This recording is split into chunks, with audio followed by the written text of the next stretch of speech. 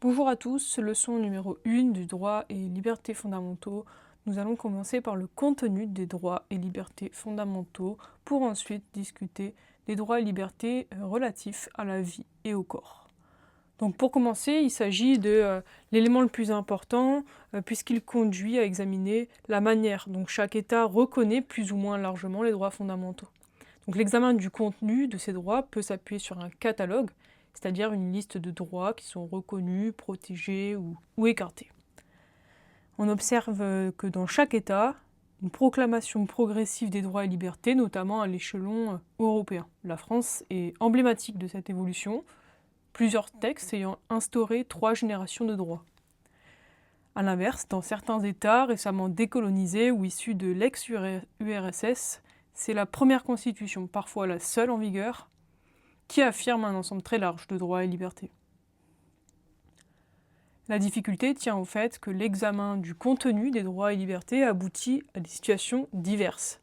Certains systèmes juridiques morcellent un même droit en plusieurs libertés distinctes, tandis que d'autres regroupent plusieurs droits dans un ensemble unique. Parfois, ils insistent davantage sur les droits jugés les plus centraux. On retrouve ainsi l'opposition classique entre les libertés publiques, relevant de l'échelon législatif, et les droits fondamentaux relevant de l'échelon constitutionnel. C'est très important de faire cette distinction. Donc ces droits et libertés, ils peuvent être individuels ou collectifs, physiques ou moraux, de dimension politique ou sociale. Il peut également exister des regroupements entre des éléments plus ou moins compatibles. Par exemple, l'opposition entre la Déclaration des droits de l'homme et du citoyen et la Convention européenne de sauvegarde des droits de l'homme et des libertés fondamentales. La DDHC distingue la liberté d'opinion et la liberté d'expression, tandis que la CEDH intègre la première dans la seconde. Donc nous allons maintenant ouvrir le titre 1 sur les droits et libertés relatifs à la vie et au corps. Donc ces libertés sont fondamentales, car elles constituent la base de toutes les autres. Donc si dans un État elles n'existent pas, celui-ci ne peut pas être considéré comme démocratique et ne pourrait proclamer d'autres libertés. Elles reposent sur une tendance à l'extension dans la plupart des textes internationaux et nationaux. La Déclaration universelle des droits de l'homme et la Convention européenne des droits de l'homme reprennent ces droits et libertés et ont progressivement contribué à les imposer aux différents États en fixant des standards communs de protection. Donc nous allons parler du droit à la vie. Le droit à la vie, il est affirmé dans un certain nombre de textes, à partir de la DUDH de 1948 et la Convention européenne des droits de l'homme de 1950. Selon la Déclaration universelle, l'article 3 dispose que tout individu a droit à la vie. Dans la CEDH, l'article 2 énonce que le droit de toute personne à la vie est protégé par la loi. Donc c'est très important de retenir cet article 2 de la CEDH et l'article 3 de la DUDH. Quant au pacte international relatif aux droits civils et politiques de 1966, qu'on appelle aussi PIDCP, il affirme que le droit à la vie est inhérent à la personne humaine. Le droit à la vie est inhérent à la personne humaine. Les formulations sont proches, on le voit, mais comportent des nuances qui sont importantes avec un impact juridique plus concret, notamment dans la CEDH, qui est dotée d'un mécanisme notamment de contrôle juridictionnel. Donc c'est toute la différence de la CEDH. Le pacte de 1966, lui, s'inscrit dans la même logique que la CEDH, tout en introduisant une approche un peu plus universelle. La nouveauté de la CEDH réside dans la reconnaissance de droits indérogeables. C'est-à-dire qu'on ne peut pas y déroger, comme le droit à la vie de l'article 2, l'interdiction de l'esclavage et du travail forcé de l'article 4, et l'interdiction de la torture et des traitements inhumains ou dégradants de l'article 3. Donc ce droit à la vie, il semble finalement un préalable à tous les autres, parce qu'il conditionne l'exercice de la liberté des individus. De nombreux textes internationaux et nationaux vont affirmer ce droit, parfois de manière différente, surtout à partir de la seconde moitié du XXe siècle. Le droit à la vie il soulève cependant de nombreuses réflexions philosophiques, morales et juridiques, parce qu'il met en tension deux approches fondamentales, celle de la préservation de la vie et celle de la liberté individuelle. Il s'agit donc de trouver un équilibre entre la vie et la mort, équilibre qui varie selon les valeurs que l'on va mettre en avant. Il est donc possible d'identifier deux logiques principales selon une vision binaire. La défense de la liberté individuelle et la défense, de l'autre côté, de la discipline et de l'ordre. Donc dans la défense de la liberté individuelle, on va alors être contre la peine de mort et pour l'avortement, au nom du libre choix et de l'autonomie de la personne. Tandis que dans la défense de la discipline et de l'ordre, on va alors être pour la peine de mort et contre l'avortement au nom du respect de la loi, de la vie et de la stabilité sociale. Donc en réalité, ces positions elles traduisent deux visions du monde. Vous l'avez bien vu, l'une est fondée sur la liberté de choix de chacun, tandis que l'autre est plus sur la primauté de la règle collective. Ainsi, selon que l'on privilégie la liberté individuelle ou la discipline sociale, le droit à la vie sera interprété différemment, tant dans son fondement que dans ses limites. Il y a donc, dans le respect du droit à la vie, une volonté à la fois de protéger la transmission de la vie, d'assurer la protection de la vie existante et d'encadrer l'intervention relative à la fin de vie. Donc nous allons commencer par le début, donc la transmission de la vie. Le droit à la vie, c'est avant tout le droit de donner la vie, avec des choix individuels ou collectifs qui varient selon les États et peuvent évoluer soit vers une expansion, soit vers une limitation des droits. Le droit de donner la vie, c'est aussi celui de ne pas la donner. Il est plus ou moins reconnu selon les sociétés. Dans chacune d'elles, un équilibre est recherché entre la liberté individuelle, les valeurs morales et les exigences collectives. En France, plusieurs lois sont intervenues sur les questions de bioéthique. À partir de la fin des années 1980, les comités d'éthique ont été saisis pour donner leur avis sur les nouvelles avancées scientifiques et sur la possibilité pour le droit de les accepter ou de les encadrer. Parmi les lois majeures, on peut citer la loi du 29 juillet 1994, la loi du 7 juillet 2011, la loi du 6 août 2013 et la loi du 2 août 2021. Ces textes traduisent une évolution du droit parallèle à celle de la science, cherchant à concilier progrès scientifique et respect des principes éthiques fondamentaux. Les comités d'éthique émettent des avis, mais le pouvoir politique conserve la liberté d'adopter les règles qu'il estime conformes aux exigences juridiques, sociales ou politiques du moment. Donc commençons sur la liberté de donner la vie. Premièrement, il s'agit de la liberté de donner la vie de manière naturelle. En effet, chaque État possède une législation propre sur la question du droit de donner la vie, même si celle-ci n'est pas explicitement mentionnée dans la Déclaration universelle des droits de l'homme, ni dans la Convention européenne des droits de l'homme. En réalité, c'est à travers la liberté du mariage que l'on évoque indirectement l'union de deux personnes pouvant fonder une famille, consacrée par l'article 16 de la Déclaration universelle et l'article 12 de la CEDH. Il n'existe donc pas d'affirmation explicite d'un droit de donner la vie, mais on peut considérer que ce dernier découle du droit de fonder une famille. Donc cette question reste délicate car elle est rarement reconnue comme un droit autonome. L'article 16 de la Déclaration universelle énonce que l'homme et la femme ont le droit de se marier et de fonder une famille. Tandis que l'article 12 de la CEDH reprend la même formule, laquelle a donné lieu à de nombreuses interprétations, notamment concernant l'extension du mariage aux couples homosexuels. La loi du 17 mai 2013 en France a ouvert le mariage aux couples de même sexe, mais sans reconnaître la capacité juridique de donner la vie par des moyens tels que la procréation médicalement assistée, la PMA, pour les couples d'hommes, ou la gestation pour autrui, GPA, qui est toujours interdite en France.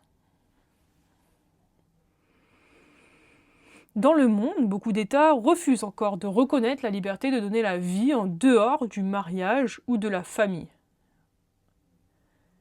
En France, cela a longtemps eu des conséquences juridiques importantes. Avant les années 1970, l'enfant naturel ou adultérin n'avait pas les mêmes droits successoraux que l'enfant légitime. Donc en matière de succession, l'enfant naturel et l'enfant adultérin, donc celui qui est né soit du mariage, issu d'un mariage ou qui n'est pas issu d'un mariage, n'avait pas les mêmes droits en termes de succession.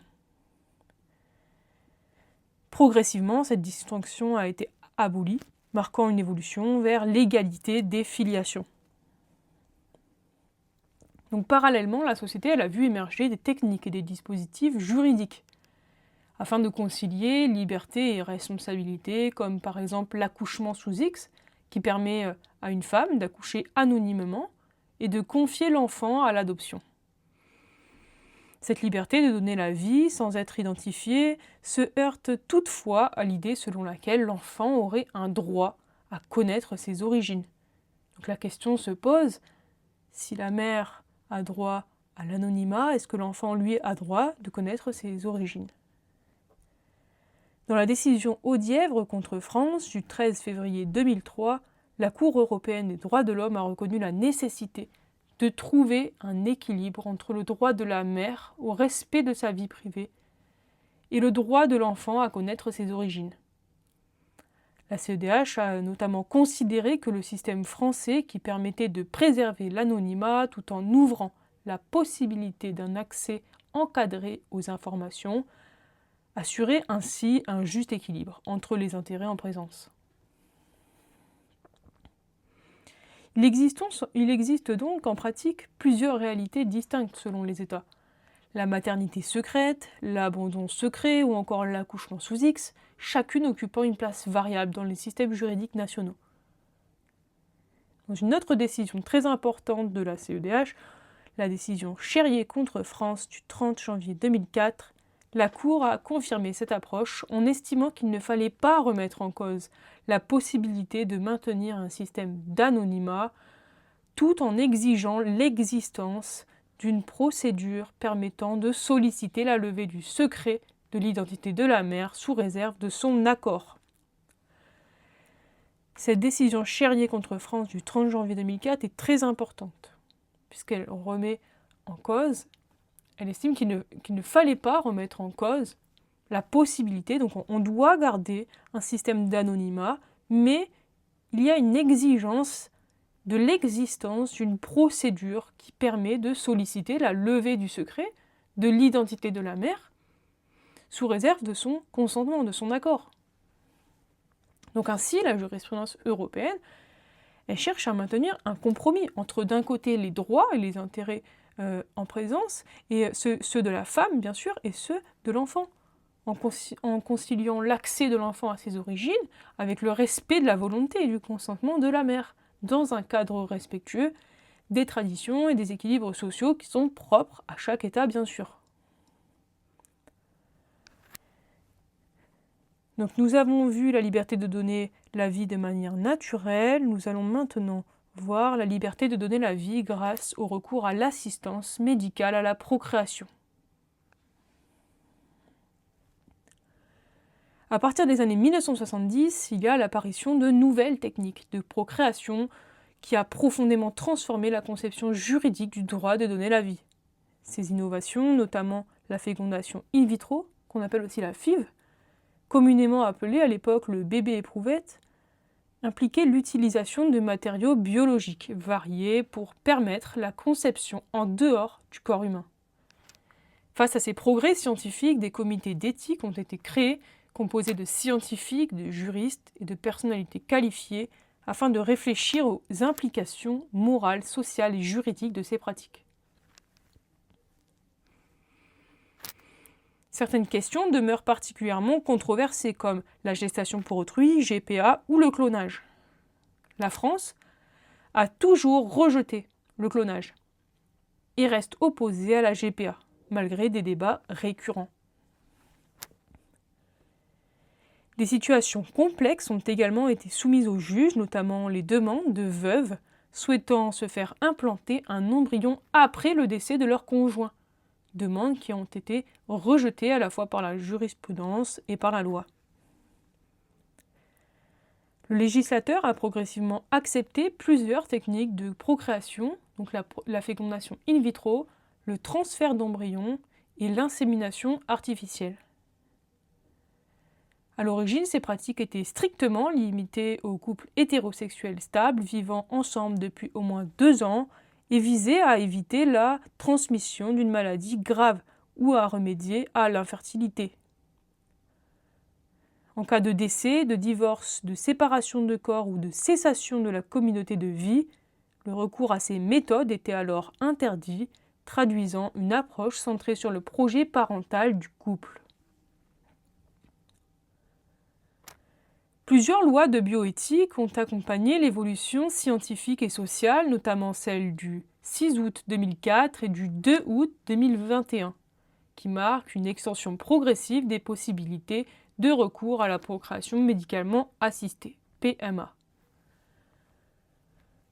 La loi du 2 août 2021 constitue une réforme majeure. Elle ouvre la PMA aux couples de femmes et aux femmes seules, marquant une avancée significative en matière d'égalité.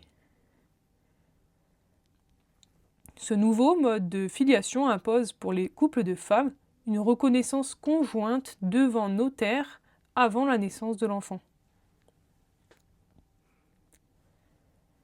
La procédure reste strictement encadrée, les demandeurs doivent bénéficier d'entretiens préalables avec une équipe médicale pluridisciplinaire et fournir un consentement écrit avant toute insémination artificielle ou transfert d'embryon. Toutefois, certaines restrictions demeurent. La PMA est refusée, par exemple en cas de décès, de divorce, comme on l'a dit, de séparation de corps ou de révocation du consentement par l'un des membres du couple. Ce cadre crée une apparente contradiction puisque la PMA est refusée à une veuve ou un couple séparé, mais autorisée à une femme seule. Cette différence s'explique notamment par la logique juridique actuelle. La PMA repose sur un projet parental individuel alors qu'une veuve demanderait la poursuite d'un projet conjugal devenu juridiquement impossible. S'agissant de la GPA, certains États ont légalisé cette technique qui permet à un couple d'hommes notamment aussi de conclure un contrat avec une mère porteuse chargée de porter l'embryon. En France, cette pratique demeure formellement interdite. Le Conseil d'État, dans un arrêt du 22 janvier 1988, Association des cigognes, a confirmé le refus du préfet d'enregistrer une association de mères porteuses et la Cour de cassation, par un arrêt du 13 décembre 1989, a jugé qu'une telle association était nulle de droit, son objet étant illicite. Cette position s'inscrit dans une tradition éthique française fondée sur le principe de gratuité des actes médicaux et sur le refus de toute marchandisation du corps humain. La gestation pour autrui, qui implique une rémunération d'une mère porteuse, on va payer une mère pour porter l'enfant, elle contreviendrait à ce principe, à la différence de certains pays étrangers où elle est légale et moyennant finance. Donc comme en France, il y a un principe de gratuité des actes médicaux et qu'on refuse de marchander le corps humain, dans d'autres pays, il n'y a pas cette conception qui est traditionnelle. Donc on permet, dans des pays étrangers, la GPA en moyennant de l'argent. La question a donc une dimension philosophique et financière. En France, la PMA est intégralement remboursée par la sécurité sociale, ce qui rend difficilement conciliable l'introduction d'une pratique contractuelle et rémunérée comme la GPA. Néanmoins, et c'est une exception, à retenir, le droit français a dû s'adapter à la réalité internationale. Par un arrêt du 3 juillet 2015, la Cour de cassation a admis la transcription partielle de l'acte de naissance étranger d'un enfant né de GPA à l'étranger, limité à un seul parent biologique au nom de l'intérêt supérieur de l'enfant. Donc c'est très important à retenir. Ce sont des parents qui sont allés donc à l'étranger pour effectuer une GPA. Et donc on a la Cour de cassation, par un arrêt du 3 juillet 2015, qui reconnaît, qui admet la transcription partielle de l'acte de naissance étranger d'un enfant né de GPA à l'étranger, limité par contre à un seul parent biologique. C'est très important. Et cela au nom de l'intérêt supérieur de l'enfant. En pratique, la GPA soulève encore des dilemmes sans solution claire. Par exemple, il peut arriver qu'une mère porteuse souhaite garder l'enfant qu'elle a porté pour autrui. Juridiquement, le couple commanditaire revendique un droit fondé sur le contrat, tandis que la femme invoque son lien biologique et affectif. Le droit français, qui refuse la contractualisation du corps humain, ne reconnaît pas ce type de convention et protège avant tout l'intégrité de la femme et l'intérêt de l'enfant, même si cela aboutit à refuser la restitution de l'enfant au couple demandeur. Ainsi, l'évolution du droit de la procréation illustre la recherche constante d'un équilibre entre progrès scientifique, respect de la dignité humaine et principes éthiques fondamentaux, équilibre que chaque réforme tente de redéfinir à mesure que la science repousse les limites du possible. Nous avons vu la liberté de donner la vie, nous allons terminer sur la liberté de ne pas donner la vie. Donc premièrement, il s'agit de discuter de la place de l'État et de l'individu. D'une part, l'action de l'État peut se manifester à travers une régulation des naissances ou des mesures de stérilisation. Aux États-Unis, la Cour suprême, dans un arrêt de 1927, avait admis la possibilité d'imposer une stérilisation forcée à des personnes considérées comme déficientes mentales au motif qu'elles n'auraient pas la capacité d'élever un enfant. Ce type de politique eugéniste, aujourd'hui largement condamnée, illustre les dérives possibles d'un contrôle étatique du droit de donner la vie. Des débats existent également autour de la castration chimique, parfois proposée à titre de mesure de prévention ou de sanction, mais refusée en France car contraire au respect de la dignité humaine. Dans d'autres contextes, la régulation peut prendre la forme d'une limitation du nombre d'enfants par couple. L'exemple que l'on connaît tous, qui est le plus connu, est celui de la Chine, qui avait instauré à la fin des années 1970 la politique de l'enfant unique pour freiner la croissance démographique. Mais cette politique a eu de graves conséquences sociales et humaines, notamment une mortalité élevée des nouveau-nés de sexe féminin, puisque les parents voulaient avoir un garçon, et un déséquilibre démographique durable. Face à ces effets, la Chine a d'abord autorisé les couples à avoir 2 enfants, puis 3 depuis les années 2020, afin de pallier le vieillissement de sa population. Ainsi, cette volonté de limitation peut aussi reposer sur d'autres considérations. Dans certains États en développement, les gouvernements ont cherché à mener des campagnes d'information sur les maladies sexuellement transmissibles, dans le but de prévenir les contaminations et d'éviter la transmission de maladies aux enfants. A l'inverse, la politique d'un État peut également viser à favoriser la natalité en soutenant la procréation par des incitations financières ou des allocations familiales, c'est notamment le cas de la France, où les politiques publiques ont longtemps encouragé la naissance d'enfants, dans une logique démographique et sociale. Par ailleurs, on a certains États, comme par exemple les États scandinaves ou les États-Unis, qui ont, à certaines périodes, pratiqué une stérilisation des personnes handicapées au sein d'institutions spécialisées, dans le cadre d'une politique de stérilisation forcée. Aujourd'hui, de telles pratiques sont unanimement condamnées, et la tendance générale est à la reconnaissance de la liberté individuelle. Le choix de ne pas donner la vie relève désormais de cette liberté fondamentale. En France, à partir des années 1970, l'apparition et la diffusion de méthodes contraceptives ont marqué une étape essentielle dans la reconnaissance de cette autonomie personnelle, soutenant la liberté de chacun de décider de donner ou non la vie. Ainsi, selon les époques et les sociétés, le rôle de l'État dans le contrôle ou la liberté de procréer oscille entre intervention autoritaire et accompagnement des choix individuels, traduisant une tension constante entre intérêt collectif, santé publique et liberté individuelle. Et nous terminons alors sur la question juridique soulevée par l'IVG, donc l'avortement. L'IVG, interruption volontaire de grossesse, soulève des questions à la fois morales, politiques et scientifiques. Deux approches philosophiques s'opposent. Il y a ceux d'un côté qui affirment de manière catégorique le droit à la vie, et ceux de l'autre côté qui considèrent que la femme ou le couple doit pouvoir décider librement de pratiquer une IVG.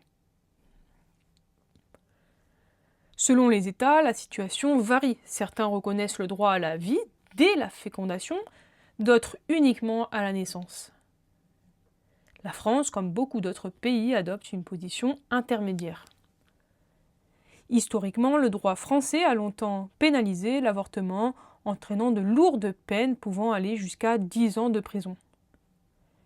Il a fallu attendre la décision du Conseil constitutionnel du 15 janvier 1975, suivie de la loi du 17 janvier 1975, que l'on appelle la loi Veil, pour que l'avortement cesse d'être pénalisé et soit reconnu comme relevant de la vie privée de la femme.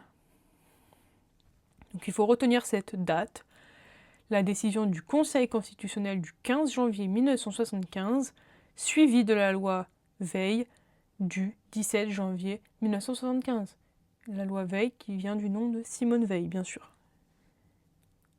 puisque cette loi a été portée par son initiative.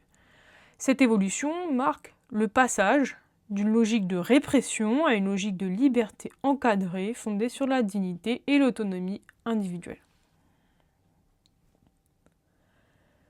Donc deux fondements principaux encadrent aujourd'hui l'interruption volontaire de grossesse. Il y a d'un côté un motif qui est thérapeutique et de l'autre un motif non thérapeutique.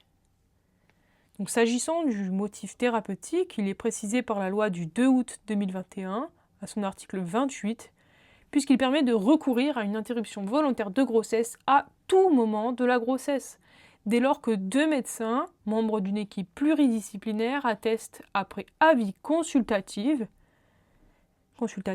soit, donc il y a deux possibilités, soit que la poursuite de la grossesse met en péril grave la santé de la femme, soit qu'il existe une forte probabilité que l'enfant à naître soit atteint d'une affection d'une particulière gravité reconnue comme incurable au moment du diagnostic.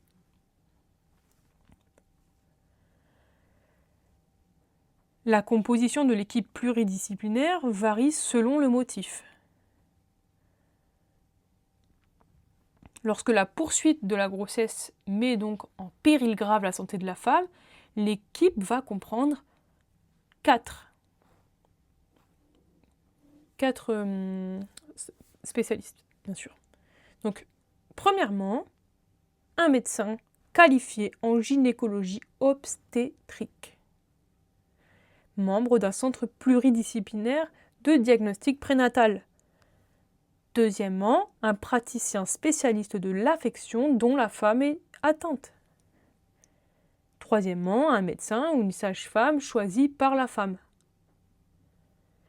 Quatrièmement, enfin, une personne qualifiée tenue au secret professionnel pouvant être un assistant social ou un psychologue.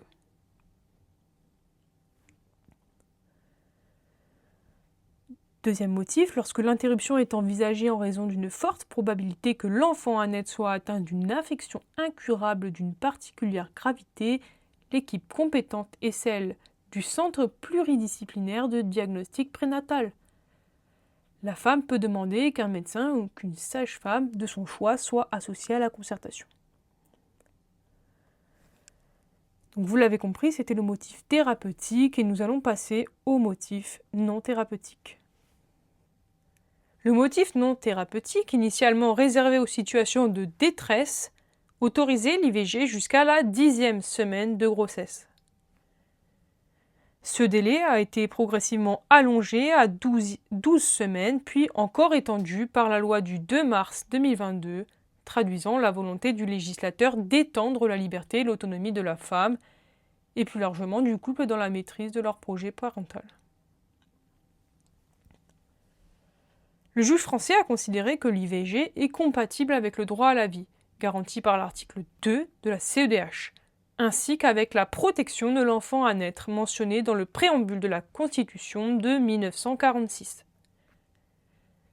Le Conseil constitutionnel, dans ses décisions des 15 janvier 1975 et 27 juillet 1994, a confirmé cette compatibilité, estimant que le législateur avait su trouver un équilibre entre la protection de la vie et la liberté de la femme. Dernièrement, la loi constitutionnelle du 8 mars 2024 a ajouté à l'article 34 de la Constitution la formule suivante.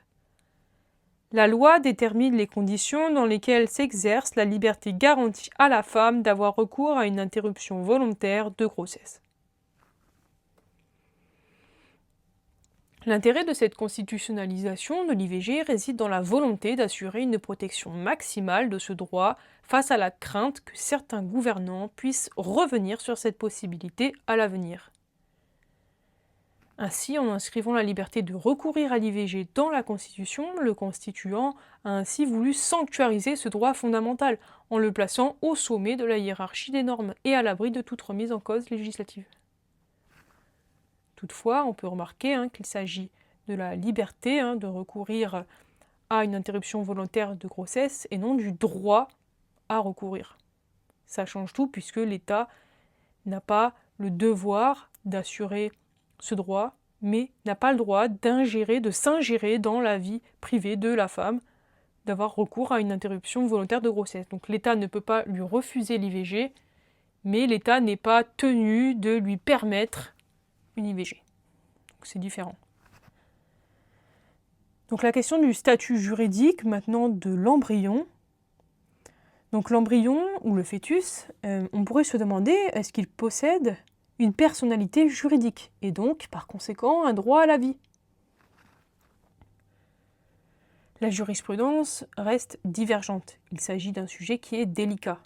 Certains arrêts reconnaissent une protection relative de l'embryon, sans pour autant lui accorder la qualité de personne au sens de la Convention, donc sans lui accorder la personnalité juridique. En France, la loi du 27 juillet 1994, confirmée par le Conseil constitutionnel, a posé un équilibre de principes. Le respect de tout être humain dès le commencement de la vie est affirmé, mais sans reconnaissance d'une personnalité juridique à l'embryon. Cela permet de concilier le respect éthique, la liberté de la recherche biomédicale et le libre choix de la femme. Puisque cette absence de personnalité juridique n'exclut pas toute protection. En principe, les expérimentations sur l'être humain sont interdites. Mais des exceptions strictement encadrées permettent la recherche sur l'embryon et les cellules souches embryonnaires. Donc tout cela sous le contrôle de l'Agence de la biomédecine. Donc ces recherches, elles ne peuvent être autorisées que si elles poursuivent une finalité médicale ou scientifique sérieuse et si elles respectent le consentement des donneurs et n'impliquent aucune création d'embryons à des fins de recherche. Dans ce cadre, la liberté individuelle de la femme prime, même s'il demeure la question de la place de l'homme et de sa participation à la décision. L'IVG s'inscrit ainsi dans un débat permanent entre droit à la vie, liberté individuelle et responsabilité morale, au cœur des tensions entre éthique, politique et science. Pour terminer, il faut mentionner que la CEDH adopte une jurisprudence évolutive dont les hésitations initiales ont parfois été précisées ou consolidées par des décisions marquantes. Ce sont notamment celles des 8 juillet 2004, 24 septembre 2007 et 28 novembre 2011, Je vous remercie, c'était la leçon numéro 1 sur le cours de droit et libertés fondamentaux.